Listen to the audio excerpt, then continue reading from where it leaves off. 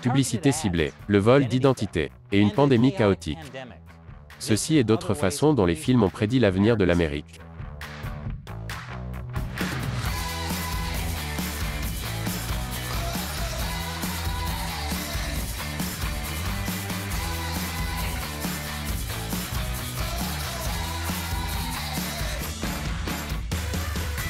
Bienvenue à l'émission Amérique dévoilée, je suis Chris Chappell. Les films nous ont donné beaucoup de faux espoirs pour l'avenir.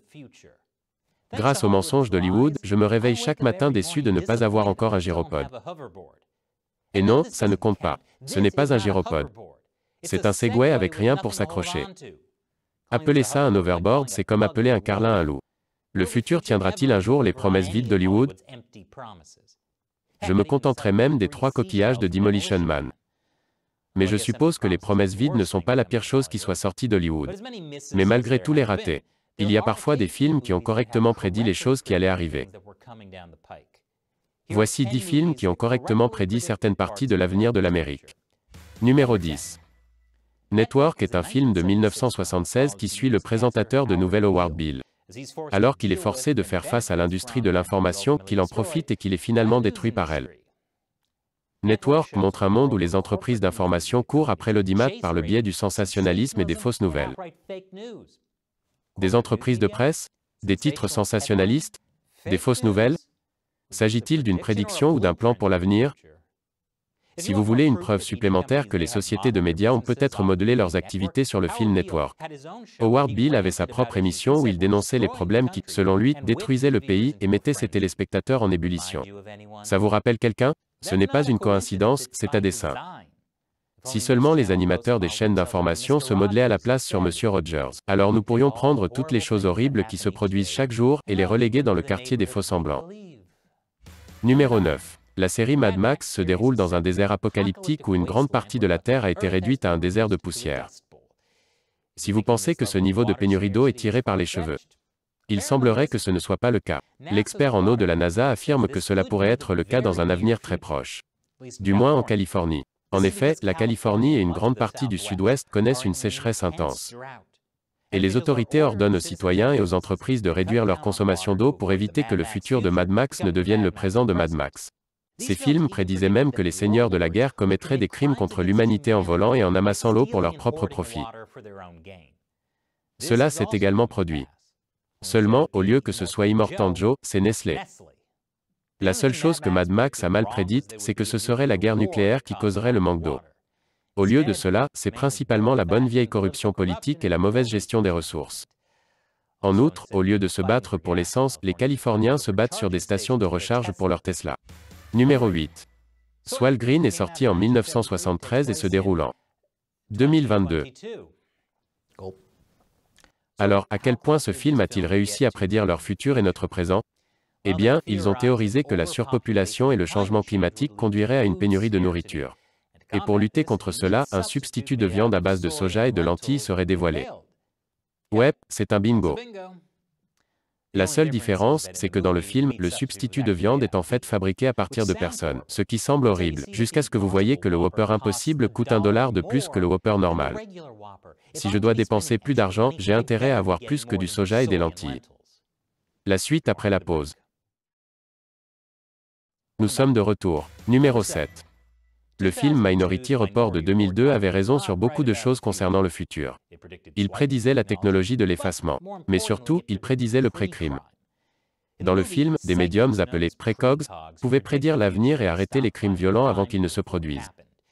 Et vous ne le saurez jamais, les agences gouvernementales disent qu'elles peuvent faire la même chose.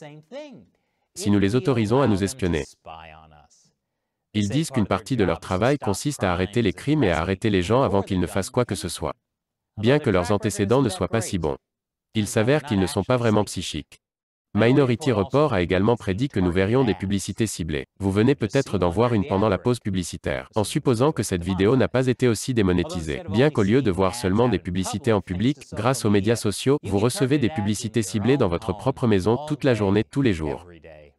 Et bien sûr, l'aspect le plus remarquable de l'avenir prédit par rapport minoritaire était que Tom Cruise serait considéré comme une menace pour la société. Numéro 6. Robocop est sorti en 1987. L'histoire se déroule en 2028 à Détroit, qui est devenu un terrain vague dystopique.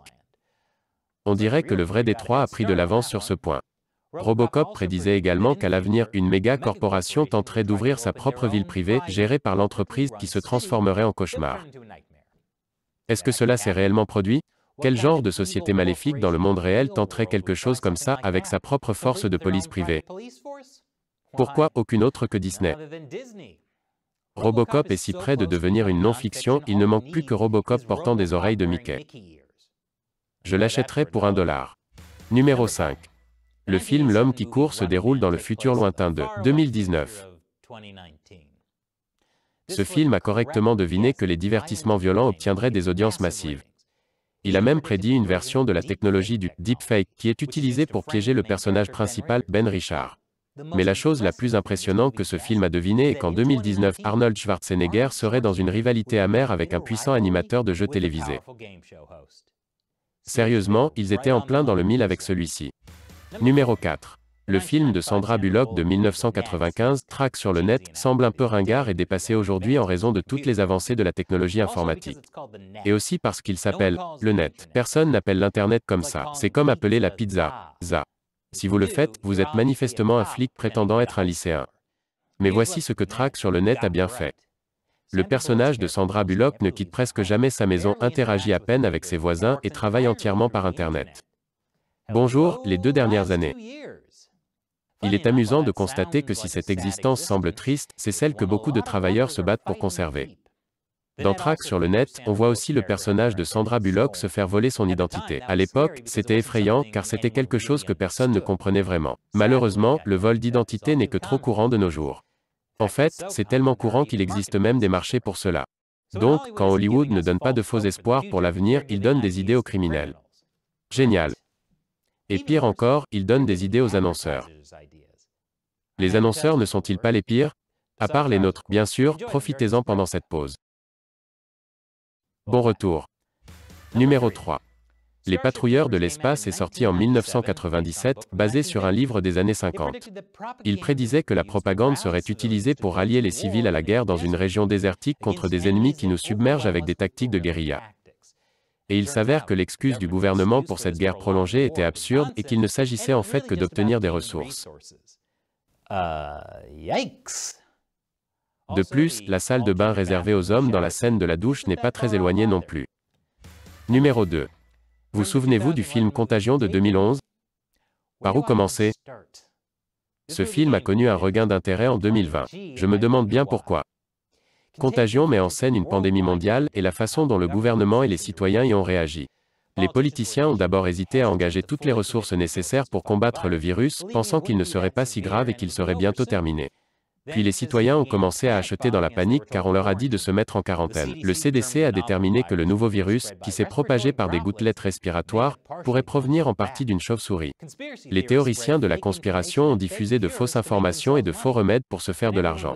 Et tout le monde était prêt à tout pour se faire vacciner le plus vite possible. Oh, attendez. J'ai pensé que Contagion avait prédit le futur pendant une seconde. Il s'avère qu'il n'avait aucune idée de ce dont il parlait. Tout le monde désespère de mettre la main sur un vaccin. Film stupide. Numéro 1. Plusieurs films ont prédit une technologie qui serait utilisée dans le futur. Dick Tracy nous a montré une montre intelligente. Amusant. Terminator nous a montré des drones meurtriers volants. Moins amusant. Mais aucune prédiction sur la technologie future dans un film n'a peut-être été plus précise que The Cable Guy de 1996. Oui, sérieusement. Dans ce film, le titulaire Cable Guy dit « Le futur, c'est maintenant ». Bientôt, chaque foyer américain intégrera sa télévision, son téléphone et son ordinateur. Vous pourrez visiter le Louvre sur une chaîne et regarder un combat féminin dans la boue sur une autre. Vous pourrez faire vos courses à la maison ou jouer à Mortal Kombat avec votre ami au Vietnam. Est-ce qu'un film mettant en vedette Lloyd de Dumb and Dumber et réalisé par Zoolander prédit les smartphones? La technologie des smartphones est devenue la pièce maîtresse de nos vies actuelles. Mais en 1996, les gens pensaient que Jim Carrey disait n'importe quoi lorsqu'il l'avait prédit. Vous ne pouvez pas blâmer les gens de penser cela, puisque Jim Carrey était connu pour ses délires.